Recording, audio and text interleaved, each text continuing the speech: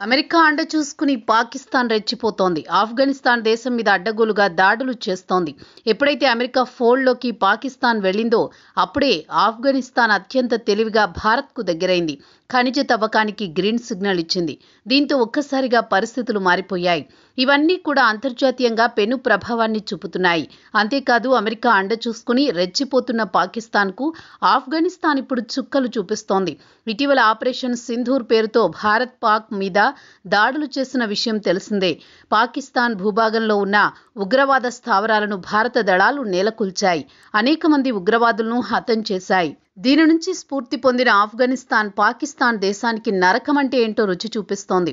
కొద్ది రోజులుగా ఆఫ్ఘనిస్తాన్ దేశంపై పాకిస్తాన్ కవ్వింపు చర్యలకు పాల్పడుతోంది.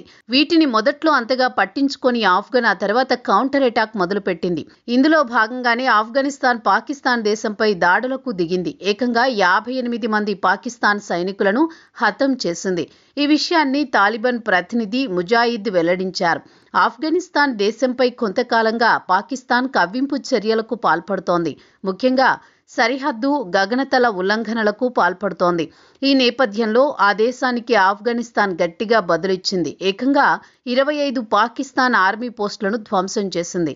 అంతేకాదు ఐసిస్ ఉగ్రవాదులకు స్థావరం కనుక ఇస్తే పాకిస్తాన్ తీవ్ర పరిణామాలు ఎదుర్కోవాల్సి ఉంటుందని హెచ్చరించింది. అమెరికా అండ చూసుకుని పాకిస్తాన్ రెచ్చిపోతోందని, అలాంటి ఆటలు తమ ముందు సాగవని ఆఫ్ఘనిస్తాన్ హెచ్చరిస్తోంది. ఇష్టానుసారం ప్రవర్తిస్తే తాము అంతకంటే గట్టిగా బదులిస్తామని స్పష్టం చేసింది.